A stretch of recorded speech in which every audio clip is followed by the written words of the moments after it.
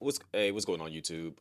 Content creators, streamers, future streamers, everything you like. It's Chris Winter C1 here, and I know you guys are probably like, yo, like we rarely ever see you in your work uniform. Like, what are you doing?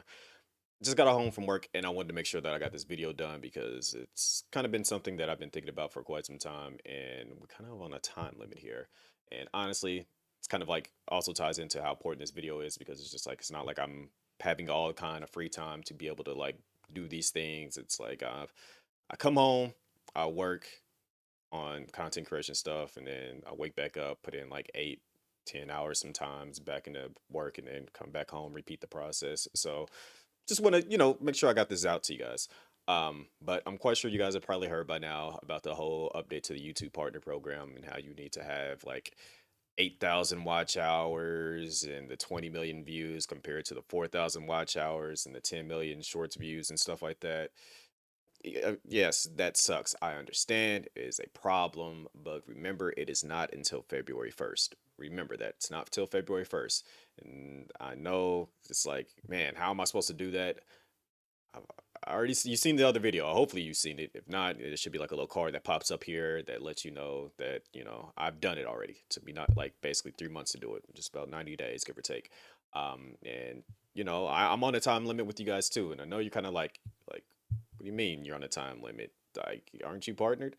Yes, I am partnered, but we have exactly 155 days as of what is it, August 30th right now to get this done. And I'm here to help you guys repeat the process that I did, especially if you're a gaming content creator. And I'm gonna try to find a way to make it happen on this channel as well. So let's get to it. Okay, so as you guys can tell, it's been a whole another day.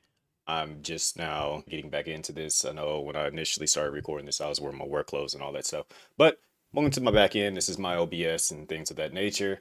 And we got to get you guys on the right foot. So for people that is just starting out and doesn't know what's going on, it's not new to streaming or creating content. One of the best programs that you can use right here that you can see that's kind of like constantly mirroring into the background is called OBS. This is what I use to live stream. You guys are kind of seeing like stuff that when I get set up and whatnot. Like this that you can see over here where you can actually see me at where I'm waving at you guys. This is called the vertical canvas. You can get that through Atom or through Streamlabs. Not Streamlabs. They do, although Streamlabs does have it. They also have Stream Elements is the one I'm using with OBS right now.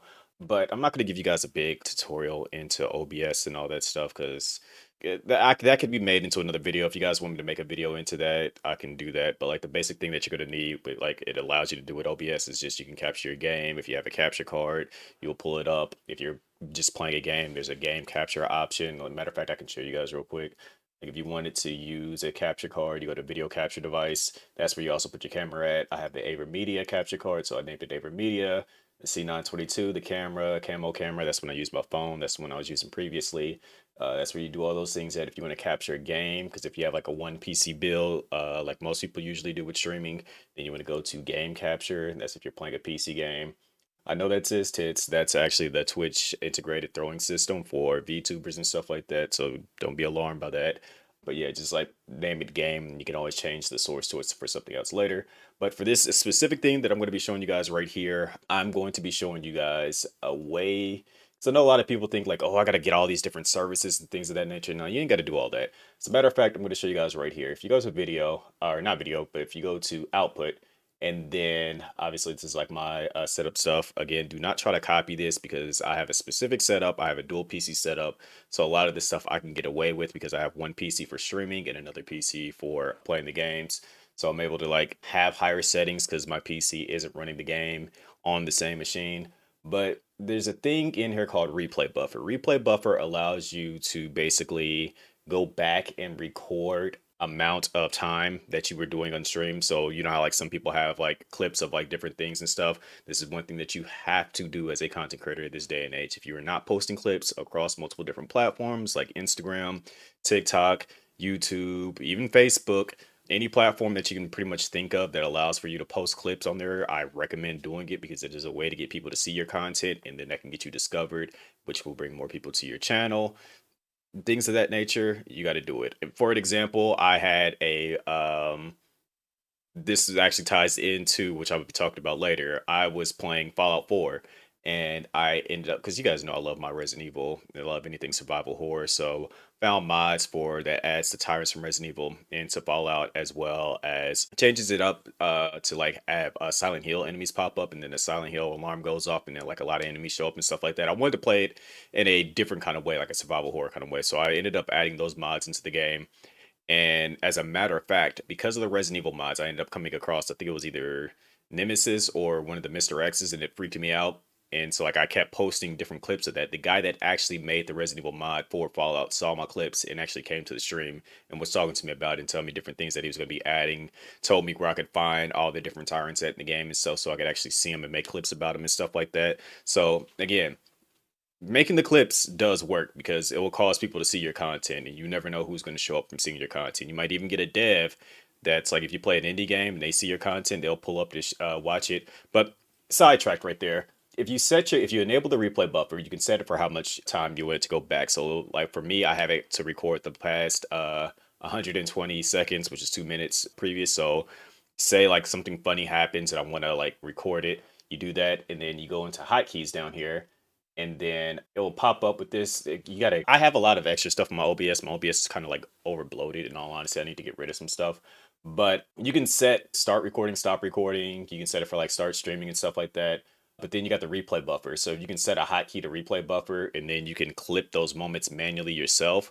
Just make sure that you have the space for all of it. Because if you make a lot of clips and things of that nature, that way you don't have to worry about somebody being in chat there to clip the moment. You can just set it to something on the keyboard, press it, and then press another button to end it. Then that way you're getting your clips and stuff, and then you can kind of like doctor them up and this, that, and the third. Because I know me specifically, I have money and I know like I have a bit of money to spare to throw things towards these things, but it's better if you clip the moments yourself because then that way you kind of like have an idea of what works, especially if you do it consistently enough. You'll see what works, what doesn't work, and then you can kind of like just build up your skill set basically because you like as a content creator and as a streamer, you want to have a variety of skill sets and being able to edit your own clips and stuff, knowing what how to upload them, how to throw the captions, come up with the titles and things of that nature. There's a lot of things you guys can do to help progress that process and make it a lot easier. So this is what I recommend for you guys to do that is use the replay buffer because it's cheap. It doesn't cost you anything. And then you can develop a skill set for doing it. So now that I got that out of the way, we can go ahead and talk about the next thing, which again, I am quite happy that I actually managed to wait on this because one, I know I said in the previous part of the video at the beginning, I said you had 150 days. That's on from August 30th. I was kind of expecting to have the video uploaded by that point in time, but I'm probably going to end up having it uploaded today. So you actually have 161 days if you were to get started right now to try to get into the YouTube Partner Program. The next thing I want to talk to you guys about is actually Beam. Beam is a very useful, handy tool that can help you progress your streaming career. When I say tool, it's also a streaming platform as well. I talked about it in the previous video before, and I guess I need to show you guys what Beam is real quick. All right, you guys, welcome to Beam, the platform that I was just telling you guys about. It is very somewhat similar to Twitch and other things of that nature, but it's got a little bit of a few differences. One, mainly speaking, is that the front page is not just locked to just, the highest people with the most viewers on the platform. As you can see, this person's got 2 viewers, this person's got 3, this person's got 7. I can't tell how many this one person has, but you can see it's not just bound to whoever has the most viewers gets put onto the front page. It's kind of like cycling through people.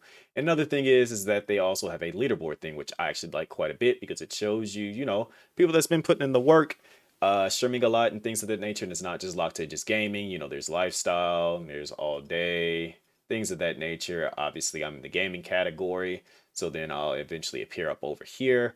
But one thing I really do like is their top 100 streamers because it's based on how long they've been live and things of that nature. At one point in time, I did appear on the gaming section as number 1, but on the overall thing, if you search your boy, we done popped up as number 38 on the platform. So, that's something to kind of hype up, be proud about. I don't know how many people they got on this platform. It's pretty dope just to be on the leaderboard in the top 50.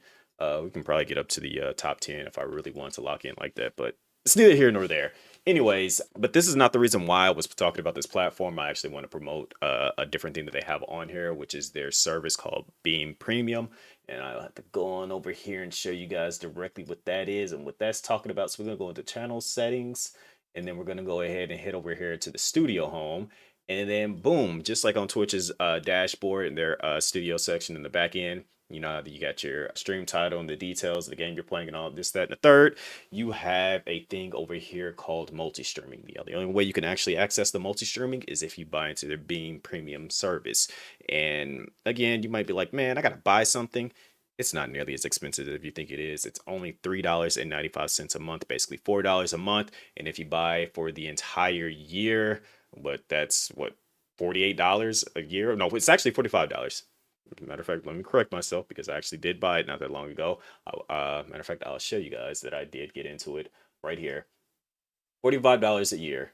But they have recently put out an email, as you guys can see on the screen right here, saying that for Beam Premium streamers, I want to personally reassure you that those who have already actively activated their yearly premium subscription, nothing changes for you.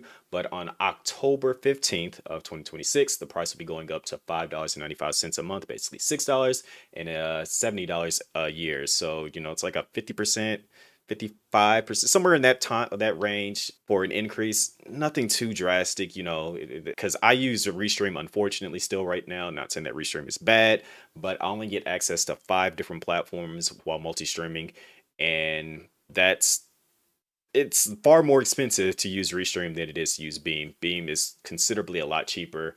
And currently, right now, if you buy into the premium, you get access to 50 platforms. I doubt you'll reach that 50 platform limit. But then on October 15th, it's going to increase to 100 platforms. Again, I doubt you're going to actually reach 100 platforms to multi-stream too, but it's there to be utilized. Great tool to utilize. And again, you might be wondering, why do you need to use Restream or Beam to multi-stream? Because you have to have great upload, not download, upload. If you don't know what upload is, I'll briefly explain it to you. It is the way that you're sending your data to the platform. So like when you stream on Twitch, it'll ask you in your OBS, you know, where's your kilobits per second that you're sending in. I know for myself, I use 8,000. I have pretty decent upload speed, so I'm able to multi-stream to multiple different platforms. But you know, just let's just say that you live with multiple people and you got different things going on at home. You don't get to actually fully utilize all that upload to just yourself. You know, you got to figure out how to manage that stuff. And if you don't have great upload speed, um, for your internet, then you're going to want to utilize a relay service like Restream or Beam. And this is the reason why I'm suggesting it, because it's so cheap right now and you could multi-stream to multiple different platforms, you know, get into it while you still can, because of the fact that, you know, you never know when it could go up and what can change. Like obviously right here with this email, it could go up at any point in time, and then you're going to want to utilize that, and you want to be on multiple different platforms all at once, because you don't want to just be on one specific platform. You're going to want to be on as many platforms as you can, because I know I stream to Rumble, I stream to Kick, I stream to YouTube, I stream to Twitch, I stream to Beam obviously, and then Beam connects to VP Zone and Velora. Hopefully I'm saying that right. I don't know if I am or not. Somebody can correct me if I'm not. And then I also hit in the vertical side, as you guys saw earlier in the video, I also have a stream going to vertical canvas for YouTube as well as TikTok. So, and that's because of my upload speed. I'm able to stream to those two at the exact same time as well. Utilize that. And then also utilize the fact that you want to be on multiple different platforms at once, because of the fact that if you're on multiple different platforms at once, you can reach people on various different platforms. If you reach people on various different platforms, you can bring them together in one homogenized area like a Discord. I know some businesses use the emails list and stuff like that. If you bring everybody to Discord, that way you can keep everybody up to date with what you got going on. That way you can tell them like, hey, I want to promote this platform, or I got this special event happening on this page on this specific platform here, whatever the case may be. I know I utilize that to get into my YouTube partner status, because of the fact that I told everybody in my Discord, hey, I'm about to go ahead and kind of full throttle with YouTube. And speaking of going full throttle on YouTube, we're going to show you guys how I got to YouTube partner in basically 3 months when I just locked in on it. So let's go ahead and hit that section right now.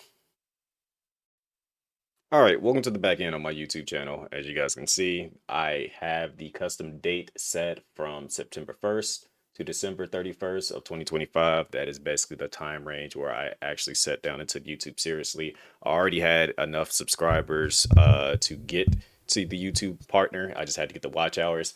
And as you can see, I got 4,000.2.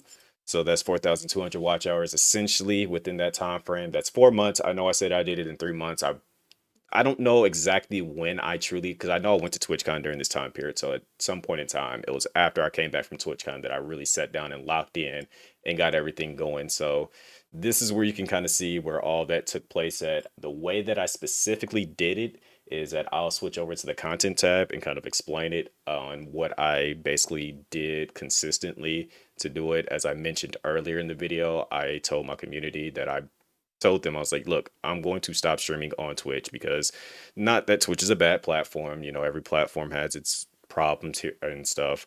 But I was like, I want to get YouTube partners. So those of you that support me over here, that's in the Discord, I'm going to start doing my live streams on YouTube, and you guys can come over to YouTube, watch me, because, you know, the more people that watch, they'll kind of like base it off of what you guys are watching and find people that are similar to you guys, bring them over to the channel. And then also the activity that is going on, it's more likely to draw in more viewers and more watch hours, things of that nature. So let's look at see more, so we can kind of like deep dive into this a bit. Here's all the different things as far as the watch hours from that time period, or not watch hours, but just like the different content that was posted from that time period. And you can kind of see how it got to that point. I'm going to see if I can break it away from shorts. So we can go to live. We can go to live first, so you can see the kind of way that it broke it all down. We had like 2,000 watch hours in total. Granted, it should be a lot more than that, but because we saw it earlier, there was more. But I think it's not fully counting everything, but you see how it all adds up generally. There's like 32 watch hours here, 22 watch hours, 19 watch hours, and these are from the short sides of it because you can do two streams at once. That's what I did. I did a vertical stream and I did a horizontal stream. Now there is the new dual stream feature where you can actually kind of like have them both running at the same time based on if you send the data over for it. But before all that happened, I actually had to do it manually. So I made a stream key for the vertical side, and then I already had my normal horizontal stream key. And you can tell that these are the vertical ones because it's smaller like that. But then if you scroll down a bit, you'll start to see some of the horizontal ones. And I bet it's literally the exact same stream, just one is vertical and one is horizontal. And that's how I got a lot of my watch hours from that, because I can jump it up so that you can see um, the one that has the most watch hours. Like this one stream right here basically got me almost 80 watch hours, and then this one's 72 watch hours. And I pretty much did that consistently. So some streams were bringing in close to 150 watch hours in one sitting with two different streams. And that was helping out tremendously, getting the watch hours up, and just brought over viewers from another platform so we can get that locked in. I recommend doing the exact same thing. Get a horizontal stream, get a vertical stream, because the vertical stream ends up in the shorts feed. The shorts feed can pull in people, and you can tell them like, hey, you know, most of the people are watching over here on the horizontal one because it's you can see more. But if you don't want to, you don't have to move. Just that's it's the viewer's preference basically. And I ran it up. That's basically all I did. I ran it up. I played specifically a lot of Fallout, and then I jumped into Dispatch because Dispatch came out around that time. The celebration stream, I think that was when I finally found out. Basically, I got the necessary watch hours and things of that. I love me Metal Gear Rising. I play that like once every year, so that was another stream that I did, and it's part of my favorite games month. I think around December I always do like my favorite games. Play through a lot of my original favorite games, and that just happens to fall into that time period.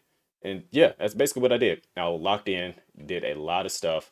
Again, going back, you can see that in total it was 4,200 in watch hours in for the entire thing. And I had some watch hours prior to that before. I think I had up to about 2,000 watch hours, maybe give or take. But I truly locked in. You guys can do the exact same thing. I gave you the formula. Get your horizontal stream going. Get your vertical stream going. Have them going at the exact same time. Same thing. Just have your layout so that people can see what's going on. I showed you the plugins on OBS. You can use the Stream Elements when you can use Streamlabs. If you use Streamlabs, you can put the Atom vertical plugin into your OBS if that's the way you prefer to do it, and just run it up. You'll get plenty of watch hours. I've already showed it to you guys. There's not much else for me to really say in that situation. It's just lock in, get it done, and you're good to go. You'll be able to get to the YouTube partner in literally 4 months or less. It depends on your community and the people that you got supporting you. If you don't really have much of a community, it's going to be a little bit harder, but that's what we're here for. I'm still trying to build up a Discord where I'm trying to get people like-minded. They're trying to get things done and lock in on getting to the YouTube partner program, get like are trying to become better streamers, things of that nature. And I'm, imparting what knowledge I have to help people out when doing different things, especially if you don't have a capture card. I am a neighbor media partner.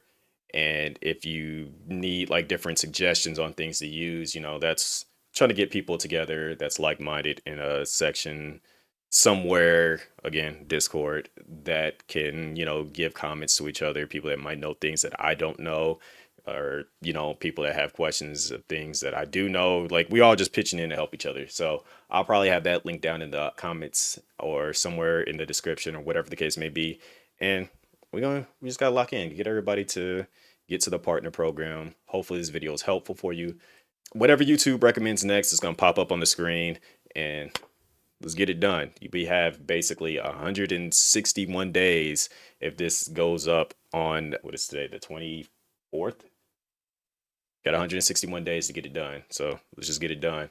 Catch you on the next one. Peace out.